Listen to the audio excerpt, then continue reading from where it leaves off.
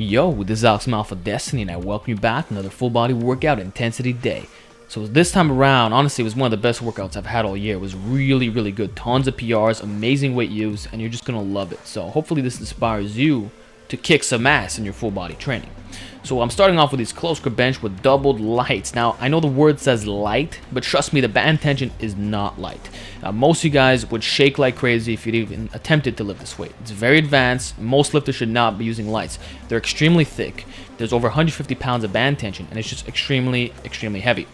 So the lockout is, I don't know what it is. I know it's over 150. Like, even saying 150 is nice. So this is over 370 at the lockout. Basically, tricep strength, and that's what bands do. They accommodate resistance such that it's easier at the bottom, harder at the top. So I hit 2 plates, which is an all-time PR, which is really, I'm very happy with that. And then I do a band drop set. So I've talked about this before. Basically, the moment you're done your max effort, you just strip off the bands and you do max reps, so AMRAP. And usually you get 5 reps, but I feel like the heavier the band tension you go, the more reps you could do in the actual set. Because the band tension, mainly, the heavier you go, the harder it is at lockout, not necessarily off the chest. So anyhow, I slap on these reverse minis, and I do 3 sets of 3 pause with 315.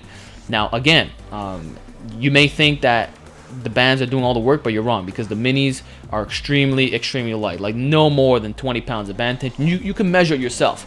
There's no real band tension with this lift. So you could say it's like 285 off the chest, and then 315 is basically lockout. And the pause actually helps a lot too.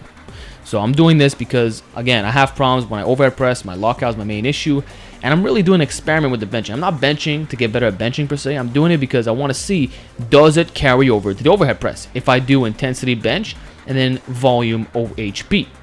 So either way, I'm pretty happy with the numbers I pulled. Anyhow, now I'm going to do some hack rack pull set to pin 1. So pin 1 is basically slightly below the knee. It's like pulling off 6-inch blocks for the most part. That's how I would describe it. And it's really an effective lift. Very, it hits the upper back, mid traps. It carries over to your deficit deadlift. It carries over to your regular deadlift. It's one of the most fundamental lifts that you could do in your training. And if you know me, basically I've been making PRs every time I've attempted this lift because I'm using concurrent training. And I haven't done this exercise in about a month. Last month I did it. I hit 695, right? Well, you're going to freak out what I hit today. So let's work up to the peak set, shall we? This is 725. I was freaking... Look at this set. Look at it. Damn. That shit is hard, man. Like, that was a tough rep. It was really difficult. I'm not going to lie. Like, that's max effort, okay? So there you go. 30-pound PR in a month. And I started at 675. Actually, I started less than 675. First time I did the exercise, I did 585. Then I worked up 605, 625. I worked all the way up. Like, so much weight has been increased due to concurrent training. So it's the ultimate way to lift. I'm serious. So anyhow, here's some Penley Rows for the hoes. All you guys saying, oh, Alex, you can't lift strict. Well, this is a Penley row, which is a very strict row if you ask me. Even if you raise your body and shit, it's good luck. This ain't a fucking Rubik's row, right? This is strict rowing strength with, you could say body English, but it's called being explosive. That's what it is, all right? So here's 365. I wouldn't say the form was perfect on these, but it's still a good demonstration of dead stop strength off the floor, full range, no cheating. And then in terms of cheating, you claim that my arm size looks the way it does because I use bad form and shit. Well, you're totally wrong. All that pumping and squeezing shit and the slow and controlled, I did that for years in the past, and it did absolutely nothing. And I'm proving to you right now that I can lift heavy weights using this style, and I know how to use perfect form. All right, it's just that it doesn't fucking work. I have hypermobile elbows, which is a permanent condition. I'm never gonna have good-looking arms because of it. It's just impossible. It is what it is. And I wish you guys would believe me when I say that this is a terrible condition. And the proof is, look how much I'm benching. It doesn't make sense. It's not normal that I'm 5'5", my arms look like shit. All right, it does not make any sense.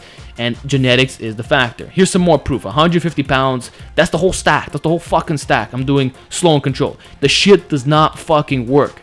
There are people who have bad genetics. There's people who have bad calves. Why doesn't anyone ridicule those people? Yeah, when it comes to the arms, you can even see look at the attachment points when I flex. Terrible attachment points. Like, I would say I have 0 on 10 poverty genetics for the arms. I got the shittiest fucking arm genetics on YouTube. Like, thousands of subscribers have better arms than me. And that's genetics. Sorry, some people won't have good fucking arms, right? But you know what? At least I can work on my forearms using the country crush. And speaking of my forearms, They're almost at 15 now since I started using this damn thing. And I guess it shows in the strength as well. Like, I've definitely improved. I've been doing this every single workout. I use the Country Crush, and it's a phenomenal product. And if you want to get your own, well, your boys got you covered. You can get 10% off. Just use the discount code AlphaDestiny1 and call the website number, and you're all good. So this is what I'm using to get bigger forms. I want 15 and a half because I'm almost at 15. I'm sure I'm going to get it, especially when I hit bear mode. So I've been gaining forearm size, man, and this shit, trust me, it helps you out on standard wrist curls, and it helps you out with the barbell version. Like, it just has maximum carryover. So I love the Country Crush. And then finally, we have the one-legged reverse hyper for those glutes. Look at them glutes for the sloots. I got a good, like, come on, you got to admit, man, that's a good-looking ass, right?